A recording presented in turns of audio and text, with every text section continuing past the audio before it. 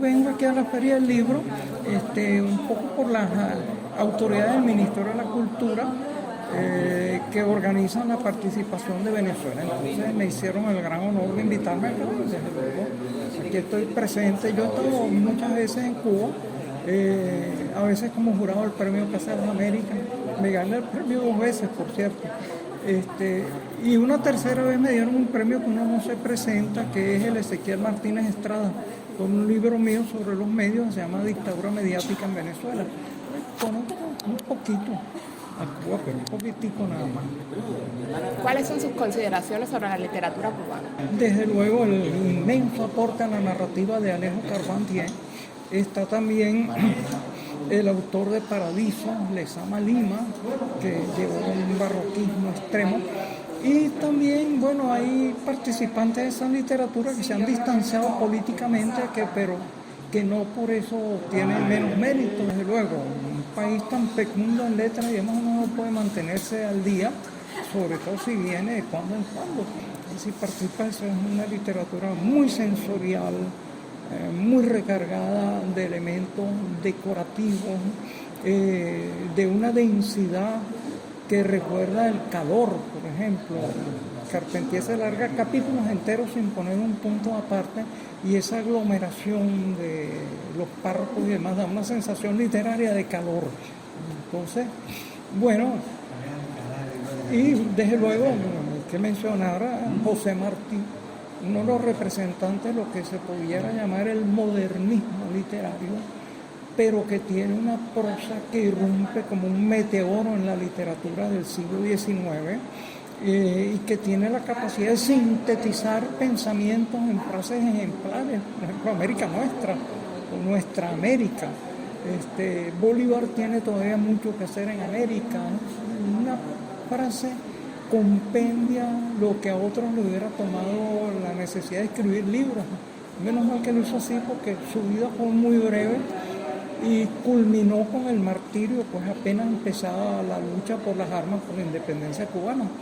Entonces, claro, con esa progenie literaria, pues esa anticipación literaria, hay toda una serie de cosas interesantes.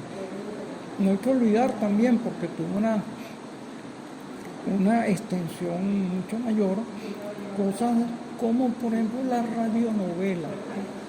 Félix B. Cañé, El Derecho de Nacer, por ejemplo, eso se difundió en todo el Caribe. Yo era un niño, que yo era una pasión.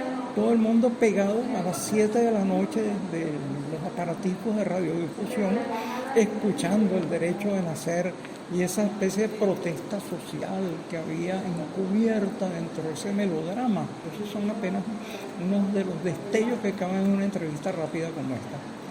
Vivimos tiempos muy convulsos, hablamos de conflictos armados, intentos de golpe de Estado.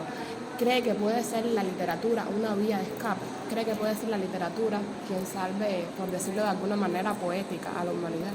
Mira, las dos cosas. La literatura puede apoyar el conflicto armado, la liberación. En Venezuela tuvimos en los años 60 una literatura de la violencia que describió toda esa pugna. En Venezuela tuvimos una guerrilla, una lucha armada que duró casi 3 décadas, en la cual lamentablemente salimos derrotados, y nuestra generación fue una generación de vencidos, todo lo terrible que es eso en Cuba. Por el contrario, la lucha armada triunfó y dio lugar a otro desarrollo civilizatorio. Entonces está esa función de la literatura, acompañar el conflicto de la vida real, pero también es importante una literatura provocativa. Yo escribí mucho sobre la lucha armada, varios de mis cuentos, Rajatabla, Vela de Armas, una novela que se llama Abra Palabra, tiene mucho que ver con eso. Pero también he hecho, por ejemplo, ciencia ficción. Acabo de terminar una novela llamada FAS, Function Algorithm, sobre la inteligencia artificial y la probabilidad, que creo demasiado cierta, de que ya esté dominando el mundo, y que cuando termine ese dominio los seres humanos vamos a ser redundantes o sobrantes. Entonces también uno se puede ocupar de cosas no aparentemente tan inmediatas y próximas, pero factibles, o de mundos imaginarios. Escribí también un libro sobre las utopías del pasado, y la mitad del libro son sobre utopías y distopias que invento yo. El libro se llama La orgía imaginaria. Entonces me remoto a Hipódamo, Mileto, Platón, todo eso, y escribo historias sobre eso, historias sobre las utopías posibles del presente y del futuro.